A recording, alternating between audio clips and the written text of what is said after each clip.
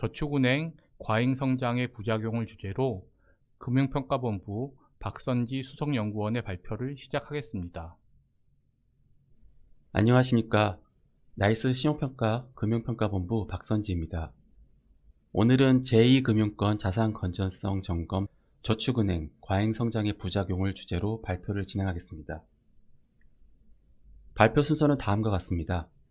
먼저 2023년 상반기 저축은행 실적을 간단히 짚어보고 나이스 신용평가 등급이 있는 저축은행을 중심으로 상반기 있었던 PF 익스포즈의 변동 내용과 6월 말 기준 특징을 살펴보겠습니다. 세 번째로는 자산 건전성 저하 우려가 높아진 상황에서 금융당국의 저축은행 자본 적정성 가이드라인인 BIS 비율 11%를 유지하기 위한 대략적인 고정이하 여신 비율을 제시해 보도록 하겠습니다. 마지막으로 결론과 향후 저축은행 신용평가 계획에 대해서 말씀드리겠습니다. 오늘 발표의 주요 분석 대상인 나이스 커버리지는 나이스 신용평가가 유효등급을 보유한 16개 저축은행입니다. 나이스 커버리지의 총자산 자기자본이 전체 저축은행의 50% 가까이 차지하고 있어서 산업 전반의 모습을 보여주는데 큰 무리가 없는 것으로 판단하였습니다. 그리고 발표에서 사용하는 부동산 PF 익스포저는 별도의 언급이 없는 한 저축은행 부동산 PF 대출과 브릿지성 토지담보대출의 합으로 정의하였습니다. 첫 번째로 2024년 상반기 저축은행 실적입니다. 수익성 측면에서 저축은행은 상반기 2분기 연속 적자를 시현하며 부진했습니다. 실적 저하의 원인은 조달금리 상승에 따른 예대마진 축소와 대출 채권의 연체율 상승으로 인한 대손충당금 적립액 증가입니다. 2023년 신규 예금금리가 작년 말에 비해 하락했지만 2022년 4분기 고금리 조달 영향과 예금 이탈에 대비한 유동성 확보 수요로 당분간 수익성 저하의 원인이었던 조달금리가 크게 떨어지기는 어려울 것으로 보고 있습니다. 또한 연체율 상승 추이를 볼 때 대손충당금 적립 부담도 계속될 것으로 보입니다. 이러한 점들을 종합할 때 단기적으로는 저축은행의 의미 있는 수익성 개선을 기대하기는 어려울 것으로 예상하고 있습니다. 상반기 자산 건전성 지표도 저하되었습니다. 부실자산의 상매각액과 정책자금 집행이 늘어나면서 고정이하 여신 비율의 2분기 상승폭이 1분기에 비해서 둔화되긴 했지만 2023년 전체적으로는 상승세가 이어지고 있습니다. 고정이하 여신 비율이 10%를 웃돌았던 2015년 이전 수준에 비해서는 산업 전체적으로 지표가 관리 가능한 수준으로 판단됩니다. 하지만 고금리 여건과 부동산 시장 불확실성 등 제반 여건을 볼 때 향후 저축은행의 건전성 지표의 추가 상승 수준은 좀 더 지켜볼 필요가 있을 것으로 보입니다. 한편 대손 충당금 커버리지는 100% 이하로 하락했습니다. 연체율 상승 추세를 감안하면 앞서 말씀드린 바와 같이 충당금 적립 부담도 당분간 지속될 가능성이 높습니다. 저축은행은 이러한 실적 저하 등에 대응해서 위험자산을 축소하고 일부 저축은행을 중심으로 유상증자 등의 자본 확충을 진행하였습니다. 그 결과 상반기 순손실이 발생했음에도 불구하고 저축은행 전체의 BIS 자본 비율은 2022년 말 13.2%에서 2023년 6월 말 14.2%로 개선되어 금융당국 가이드라인인 11%를 상당 수준 상회하고 있습니다. 선제적인 손실 흡수 능력 개선 수단으로서 2022년 이후 저축은행 유상증자가 1조 원 이상 실시되었습니다. 표에서 보시는 바와 같이 최근 유상증자는 2022년 말 BIS 자본 비율이 11%에 근접한 저축은행 중에서 우수한 지원 능력을 가진 지배주주 하에 저축은행 중심으로 이루어졌습니다. 유동성 비율은 개선되었습니다. 나이스 커버리지 기준으로 2022년 말 164%였던 유동성 비율이 2023년 6월 말 기준 200%대 후반으로 상당 수준 개선되었습니다. 이는 퇴직연금 디폴트 옵션 시행 등에 따른 예금 이탈 가능성에 대비해서 신규 예금 유치, 그리고 앞서 말씀드린 유상 증자 등의 자금 확보 노력이 있었고, 이 자금을 상당 부분 위험자산보다는 고유동성 자산에 투자하려는 그런 경향이 많이 나타났기 때문입니다. 하지만 저축은행 수익성과 자산 건전성이 저하된 상황에서 대외 충격 등에 따라 자금 조달 여건이 민감하게 변할 수 있는 점은 향후 저축은행 유동성 위험 측면에서 모니터링 사항으로 볼 수 있습니다. 이번 장에서는 저축은행의 부동산 PF 익스포저 현황을 살펴보겠습니다. 앞서 PF 대출과 브릿지성 토지담보대출의 합으로 정의한 저축은행의 PF 익스포저는 2023년 상반기 동안 감소하였습니다. 나이스 커버리지 기준 2022년 말 9조 1000억 원에서 2023년 6월 말 8조 2천억 원으로 9.4% 감소했고, 자기자본 대비로는 141%에서 120%로 21%포인트 하락했습니다. PF 익스포저는 대부분 브릿지론에서 감소했습니다. 이는 저축은행의 PF 익스포저 감축 노력이 이어진 상황에서 대출 만기가 짧은 브릿지론의 만기 도래 규모가 많았고, 상대적으로 브릿지론의 투자자 구성도 단순했기 때문으로 풀이됩니다. 2분기 감소된 브릿지론을 좀 더 살펴보면 할인 매각되거나 경공매 처분된 사례보다는 상호금융권 등 타 업건으로 리파이낸싱 된 건들이 많았던 것으로 파악하고 있습니다. 이는 2분기 감소한 브릿지론 중에 최근 거래량이 늘어난 수도권 아파트 비중이 상대적으로 높은 점에서도 간접적으로 확인할 수 있습니다. 결론적으로 상반기 PF 익스포저의 감소는 부실 정리가 본격화되었다기보다는 처분이 비교적 용이했던 위험자산의 축소 차원으로 이해할 필요가 있습니다.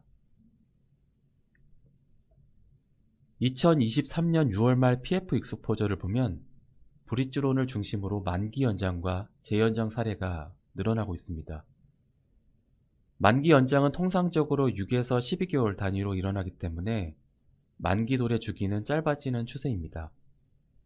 오른쪽 그림을 보시면 나이스 커버리지의 브릿지성 토지담보대출의 96%가 올해 하반기와 내년 상반기에 집중되어 있습니다. 이는 부동산 시장 부진이 빠르게 진행되면서 적정 가격으로 할인 매각 등의 처분이 어려운 측면이 있었고, PF 대출 자율 협의회나 대주단 협의를 통해 PF 투자자들이 좀 더 시간을 두고 사업성 개선이나 투자자금 회수를 모색하고 있기 때문으로 보입니다. 저축은행의 경우 뒤에서도 설명드리겠지만 PF 익스포저의 차주 구성이 단일 순이거나 선순위의 경우가 많기 때문에 투자자 간 협의가 용이한 측면이 있습니다. 브릿지론뿐만 아니라 사업기간이 상대적으로 긴 본 PF 대출 역시 만기 연장 사례가 증가하고 있습니다. 이러한 점들을 종합할 때 기존 PF 익스포저의 위험에 뚜렷한 해소 없이 만기 연장 중심의 잠재 부실 이연이 지속된다는 점에서 저축은행의 PF 부담은 여전히 높은 것으로 판단됩니다. 다음으로 나이스 커버리지의 PF 대출 요주 이하 여신 비율은 2021년 말 12.8%에서 2022년 말 23.7%, 2023년 6월 말 41%로 급등하였습니다. 참고로 PF 대출의 자산 건전성은 연체와 보도 여부 기준과 사업성 평가 결과 중 보수적인 것을 적용하는데, 최근의 요주 이하 여신 비율 상승은 공정 차질이나 분양 차질 등의 사업 지원 이슈와 부정적인 사업성 전망을 반영한 결과로 보입니다. 오른쪽 그림의 PF 대출 고정 이하 여신 비율 역시 상승했지만 요주 이하 여신 비율에 비해서는 그 상승폭이 아직까지 크지 않습니다. 이는 만기 재연장 등으로 부실 반영이 지연되고 있다는 뜻으로 해석할 수 있고, 향후 부동산 시장 부진이 장기화로 자산의 고정화가 진행될 경우 대손 비용 반영폭이 커질 수 있음을 의미합니다. 잔존 PF 익스포저의 특징을 좀 더 말씀드리면, 저축은행은 캐피탈이나 증권 업종에 비해서 총 자산이나 자기 자본 대비 높은 PF 익스포저 부담을 지고 있습니다.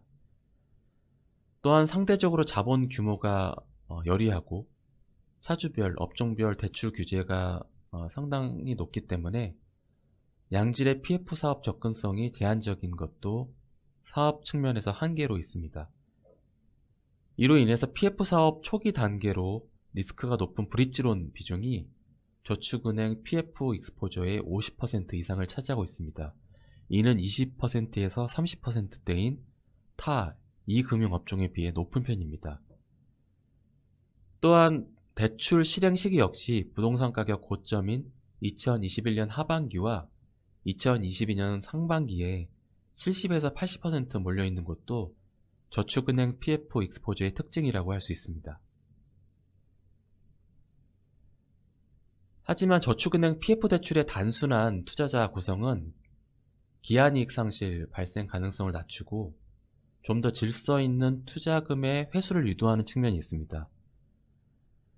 2023년 6월 말 나이스 커버리지의 단일 순위 또는 선순위 비중은 50% 가까이 되는데 이는 캐피탈이나 증권 업종의 30에서 50%에 비해 현저히 높은 수준입니다. PF 자율협의회 등 저축은행의 PF 대출 정상화 프로그램 참여율이 타 업권에 비해 높은 것도 이러한 동질적인 투자자 구성의 배경이라고 할 수 있습니다.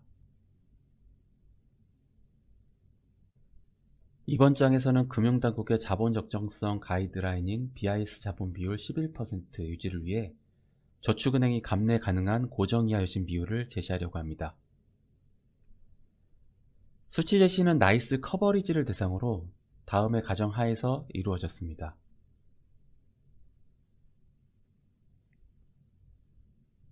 (2023년 6월 말) 나이스 커버리지 BIS 자본 비율은 13.6%입니다. 가정하에서 이 자본 비율이 11%로 하락하는 고정이하 여신 비율은 20.5% 수준입니다. 이러한 20% 초반의 고정이하 여신 비율은 과거 저축은행 사태의 초기 구조조정이 완료된 직후인 2013년의 비율과 유사합니다. BIS 자본 비율을 8%로 본다면 고정이하 여신 비율은 저축은행 사태 당시 부실 저축은행을 포함한 40%에 근접합니다. 한편 오른쪽 그림에서 보는 바와 같이 충분한 자기자본 버퍼를 가질수록 자산 건전성 저하에 대한 대응 능력은 높다고 할 수 있습니다. BIS 자본 비율이 15% 이상인 나이스 커버리지 그룹을 봤을 때 11% 유지를 위해 용인되는 고정이하 여신 비율이 30%대 초반 수준입니다. 다만 대출의 질과 포트폴리오 구성, PF 대출의 사업성 등에 따라서 개별 저축은행의 자산 건전성 저하폭은 다르게 나타나고 이익 창출 능력이나 주주의 지원 가능성 등도 차별적이기 때문에 용인되는 자산 건전성 지표의 해석에는 주의가 필요합니다. 이번 표는 나이스 커버리지 개별 기업의 BIS 자본 비율별, PF 익스포저 비중별 분포가 나타나 있습니다. 참고하시길 바랍니다. 마지막으로 본 발표의 결론과 향후 신용평가 계획에 대해서 말씀드리겠습니다. 상반기 저축은행 수익성과 자산 건전성은 조달금리와 연체율 상승으로 상당 수준 저하되었습니다. 고금리 여건과 부동산 시장 불확실성 등을 종합할 때 당분간 이렇게 저하된 모습이 지속될 것으로 예상합니다. 저축은행은 위험자산 축소와 자본 확충, 유동성 확보를 통해 위험에 대응하고 있습니다. 특히 대형 금융사 등 지원 능력이 우수한 지배주주 하의 저축은행의 경우 유상증자를 통한 자본 확충이 이루어지기도 하였습니다. 둘째로 저축은행의 브릿지론이 2024년 상반기 소폭 감소했지만 적정 가격으로 할인 매각 등이 어려운 상황에서 좀 더 시간을 두고 투자금 회수를 모색하기 위한 만기 연장 사례가 늘어나고 있습니다. 이는 PF 익스포저 위험이 아직까지 본격적으로 해소되고 있기보다는 계속해서 이연되고 있음을 의미합니다. 다만 단일 순위나 선순위 위주의 단순한 저축은행 PF 투자자 구성은 질서 있는 투자금 회수와 부실 정리에 긍정적으로 작용하고 있는 것으로 보입니다. 마지막으로 나이스 커버리지 기준 BIS 자본 비율이 11%로 하락하는 고정 이하 여신 비율은 20% 초반으로 추산되었습니다. 자본 비율이 높을수록 감내할 수 있는 자산 건전성 저하 수준이 높다는 뜻이고요. 자산 건전성 저하에 대비하기 위해 높은 수준의 자본 적정성이 필요한 이유라고 판단됩니다. 나이스 시험평가는 BIS 자본 비율 11% 하회, 고정이하 여신 비율 7% 상회, 적자 전환 여부를 기준으로 저축은행 모니터링을 강화하고 필요시에 신용등급에 반영하고 있습니다. 2023년 6월과 9월에 있었던 OSB저축은행, 더K저축은행, 페퍼저축은행은 이러한 기준 하에서 신용등급의 전망의 하향 조정이 이루어졌습니다. 나이스 신용평가는 향후에도 부동산 PF 익스포저 관련 위험을 모니터링하면서 이러한 평가 기준 하에서 저축은행 신용평가를 수행할 계획입니다. 이상으로 발표를 마치겠습니다. 보다 자세한 내용은 나이스 신용평가 홈페이지에 게시된 이슈 리포트를 참고해 주시면 됩니다. 감사합니다. 박선지 수석연구원님 발표 수고하셨습니다. 지금부터 Q&A 시간을 갖겠습니다. 저축은행 관련 사전 접수된 질문을 확인해 보겠습니다. 첫 번째 질문입니다. 퇴직연금 디폴트 옵션 제도 시행이 저축은행의 예수금 조달 안정성에 미치는 영향은에 대한 답변 부탁드립니다. 2023년 7월 12일부터 확정기여형 퇴직연금 제도와 개인형 퇴직연금의 사전지정 운용 제도가 시행되고 있습니다. 확정급여형을 포함한 퇴직연금 관련 예금이 2022년 말 기준 저축은행 수신의 30%를 차지하고 있음을 볼 때 퇴직연금 관련 만기가 몰려있는 연말이나 연초에 저축은행 예수금 변동폭이 확대될 수 있다고 봅니다. 이는 인터넷이나 모바일 뱅킹을 통한 비대면 수신 비중 확대 요인과 함께 저축은행 예수금 안정성에 전반적으로 부정적인 영향을 미칠 가능성이 있습니다. 다만 타 금융업권 대비해서 높은 예금 금리로 저축은행의 퇴직연금 관련 예적금 잔액이 꾸준히 증가해온 점과 예금 이탈에 대비해서 올해 저축은행권이 적극적으로 유동성 확보를 지속한 점은 이러한 디폴트 옵션 관련 우려를 완화하는 요인이라고 보고 있습니다. 하지만 디폴트 옵션 이슈가 수신 경쟁 심화 등 저축은행의 조달 환경 저하를 초래할 수 있기 때문에 예수금 조달 채널이 퇴직연금에 집중된 저축은행을 중심으로 모니터링을 지속할 계획입니다. 두 번째 질문 드립니다. 저축은행의 신용평가 관련 중점 평가 요인에 대해 답변해 주시기 바랍니다. 수익성 자산 건전성 지표와 함께 충분한 자기자본 확보 수준을 중점적으로 평가하고 있습니다. 지금 자산 건전성 저하 가능성이 높아지면서 저축은행의 손실 흡수 능력의 중요성이 높아졌기 때문입니다. 충분한 BIS 자본 비율을 확보한 저축은행의 경우 그만큼 자산 건전성 저하에 대한 대응 능력이 높다고 할 수 있습니다. 그래서 나이스 신용평가는 적자 전환 여부, 고정이하 여신 비율 지표와 함께 BIS 자본 비율 기준을 향후 저축은행 신용평가를 수행함에 있어서도 적극적으로 볼 계획입니다. 이어서 채팅창으로 보내주신 실시간 질문을 확인해 보겠습니다. 저축은행 관련 질문이 있어서 검토하겠습니다. 금융당국이 저축은행의 다중채무자 관련 충당금을 더 쌓으라고 지시했는데 이 조치가 저축은행 업권 전반에 부담으로 작용할 가능성이 있는지 궁금합니다. 답변 부탁드리겠습니다.